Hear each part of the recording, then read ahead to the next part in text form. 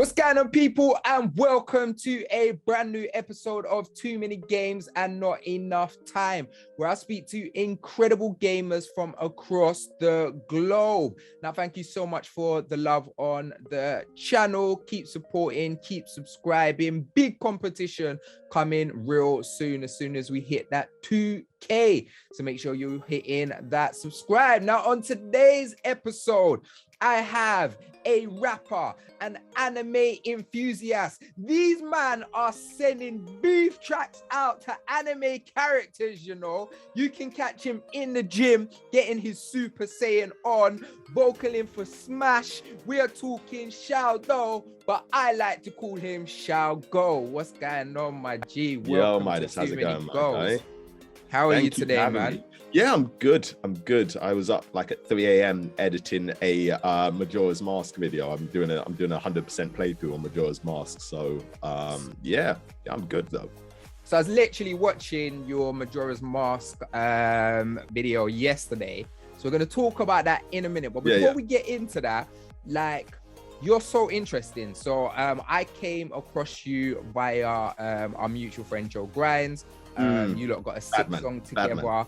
And then from that we met at a Sonic event, and then the vibe was just there, and hey, you might recognize what I got in the background there. Yeah, I see it. So we met at a Sonic event and the vibe was just there, and then I've been kind of doing some research about you, and it's sick, and I really want to know kind of like where it started. So just kind of paint a picture for people who don't know. From my point of view, I've come across you. You're a sick rapper, like your flow, your cadence, you really know how to spit bars, but it's very kind of anime centric or like video game centric, like for the stuff that you do, Smash. And then obviously like you'll be in the gym, but you're banging out, like wearing Super Saiyan costumes, and then you'll be performing at things like Comic-Con. So how did this all start? Like, you spitting in Japanese in your bars, like there's so much in there. How did this all start for you? You know what, if we want to be real about how it all started, it actually started with Dragon Ball Z.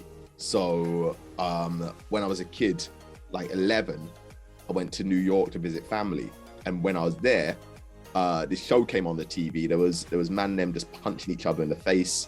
There was a green guy, there was a kid, there was some massive brother, bald guy, just badding up everyone. I was like, yo, this is the sickest thing I've ever seen in my life. Why don't we have this in England? So I was watching this show for the whole time I was there, learned it was Dragon Ball Z.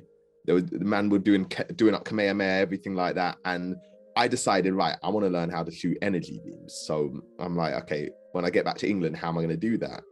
Well, they all know martial arts, so I have to pick up a martial art. I've got to learn some kind of Kung Fu or something. So I started taking Kung Fu classes, fully got into it, was training like 5 days a week, started watching Kung Fu movies.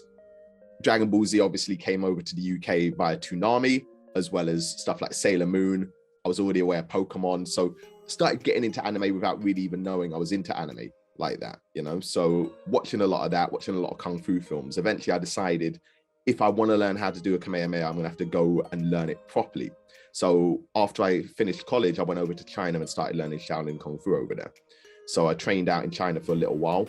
Whilst I was there, I started writing lyrics and realized I was kind of good at rapping. So that's how I fell into the love of music and rap.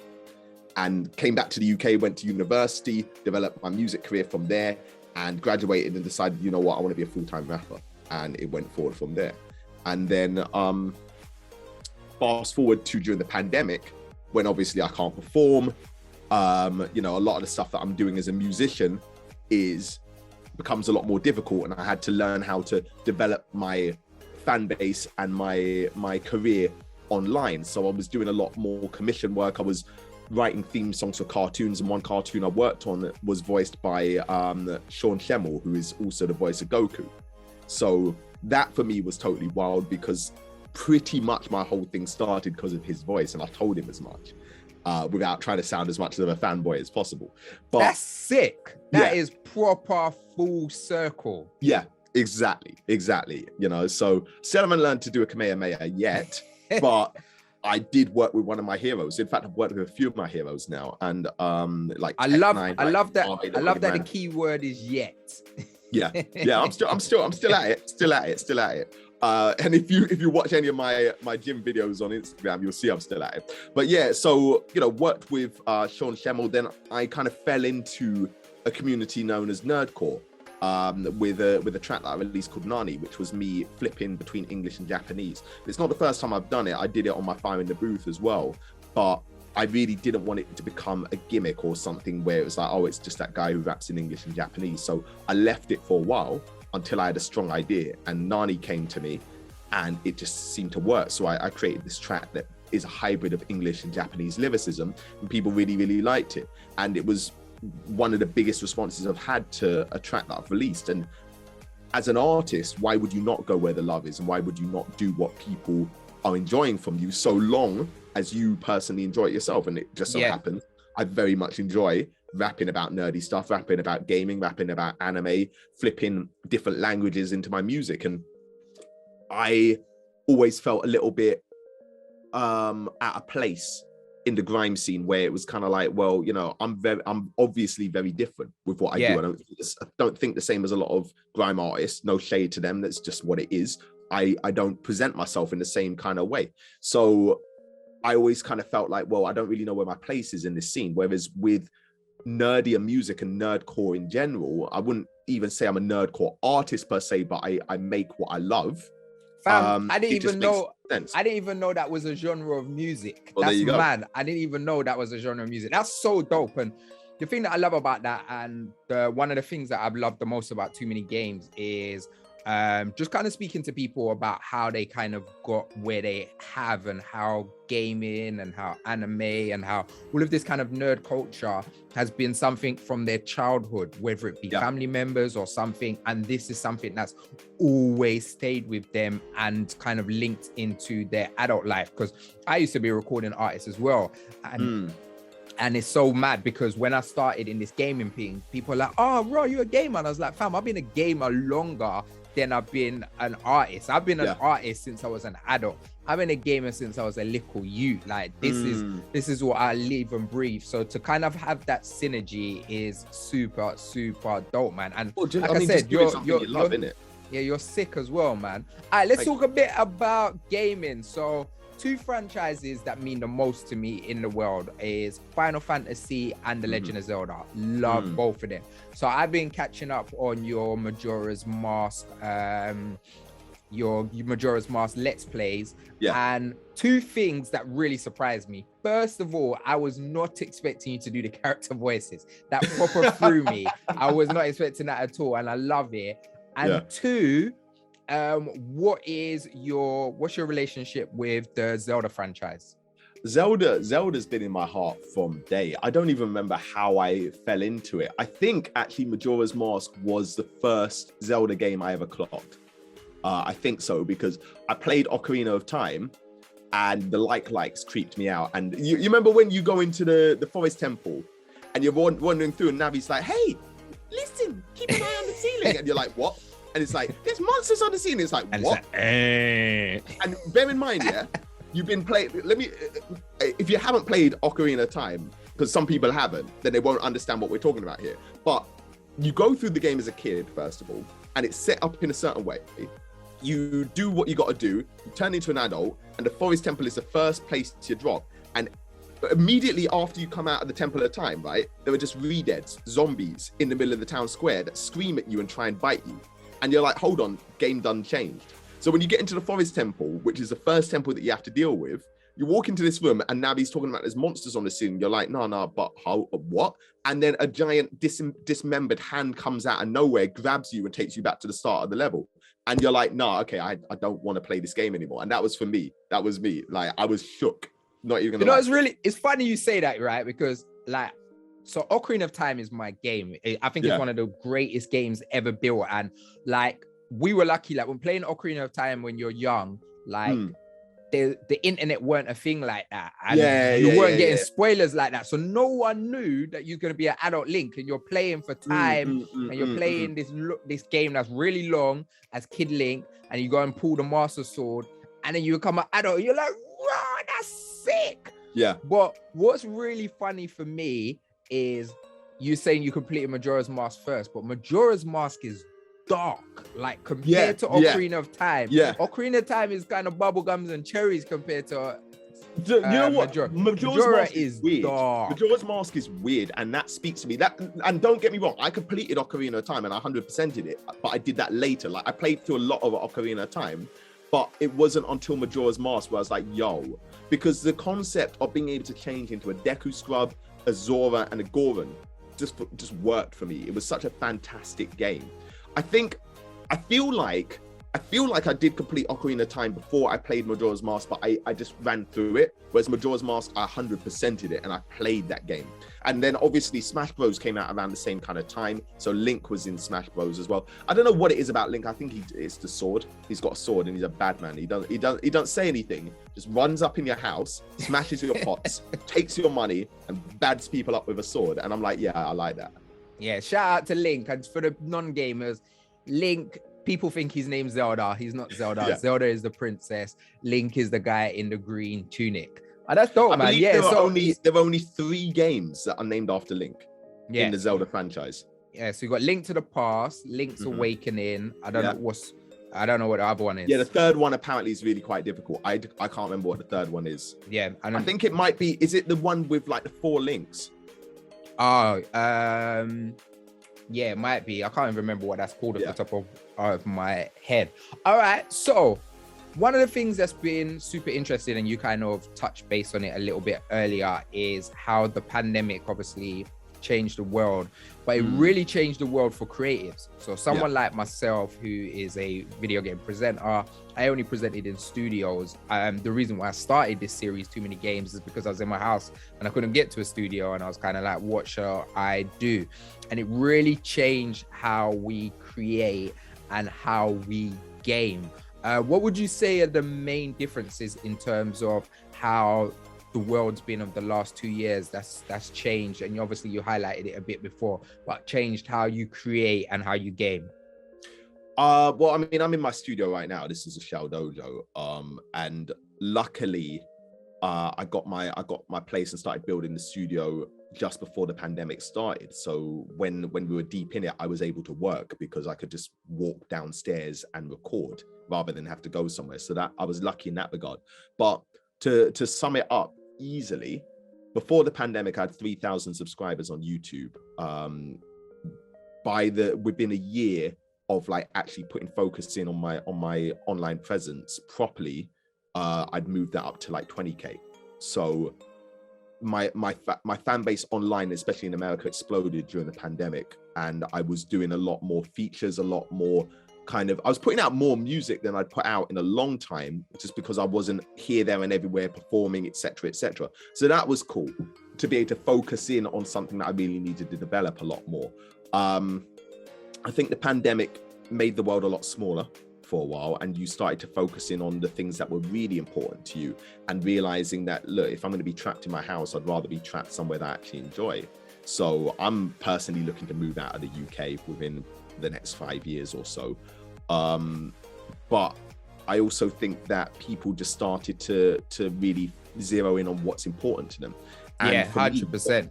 You know, what's important to me is music, anime, gaming. I've got my manga series as well, so I've been, really working on the next volume of the manga. But it's just reaffirming that I want to do stuff I love, and I want to enjoy my life and how I do it. And yeah, of course, there are different ways to make money, and I could be doing something that I don't enjoy and making a lot more money, but I do well from what I do. And so therefore I'm just going to do what I love, and that's it. I think that's the perfect sentiment, the way you put that. So what have you been playing? What is the games? Because the last 2 years we've been very lucky with some of the games that we've got. What's been the highlights for you that have really kind of been rocking your world gaming wise? Do you know what? I'm a Nintendo guy, especially because Nintendo gifted me a Switch ages ago. So for me, anybody who knows me, if you're on my Twitch channel, you'll see me banging out Smash Bros. Like, that is my game, and I'm extremely good at it. So I'll be putting up a lot more Smash Bros highlights on my second channel, Shao Go Explore. But Smash Bros. Majora's Mask is what I'm banging out at the moment. Metroid Dread, I really enjoyed. I thought that was a fantastic game that kind of came out of nowhere for me, in terms of Nintendo's offerings, because they're a bit weird with the way they put games out and what they do. But Metroid Dread was genuinely just an excellent game. I watched a playthrough of Elden Ring and thought that was fantastic as well. That if that doesn't win Game of the Year, I don't know what's going to. I also thought the Final Fantasy VII remake was amazing. Obviously, that's not this year. That was a couple of years ago. But I watched a playthrough of that. I mainly just play Nintendo. Let's break that down because there's a lot there. There's a lot there. So let's start off with. I'm a big Nintendo guy as well. So Smash Bros. Is so funny. So when Smash came out on the GameCube before Twilight Princess came out, obviously Wind Waker was sick, but I always wanted a realistic looking Zelda game.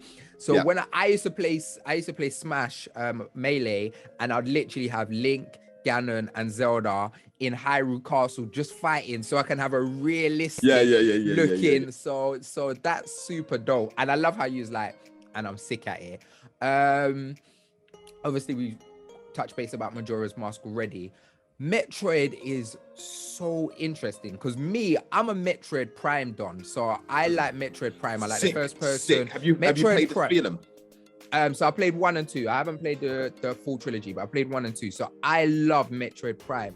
I've never got into Metroid, like old, like 2D Metroid, but Dread was sick. Like, and lucky enough, Nintendo sent me the OLED, so it was at the perfect time to play it with the OLED, and it just popped off the screen, and it was so good. Like, I was not expecting that. Yeah, it was because I remember they announced that Metroid was delayed because it wasn't going the way they wanted it to go, and I think people kind of forgot about it, and then they dropped the trailer for Metroid Dread, and it was like, yo, what's this? And the game is genuinely nerve-wracking when you've got them Everys, or whatever they're called, Every, or whatever the robots are called, chasing after you. You get shook. And the annoying thing was I didn't have my second channel at the time, so I didn't because I 100%ed that one as well, because I'm all about 100% in games. So I didn't keep the videos for it, but I might play it through again and put it on the second channel just for posterity, because I think it's such a great game. It's so underrated as well. Game's cold. I didn't even finish it. I'll keep it a buck. I ain't even completed it. That the game is super sick.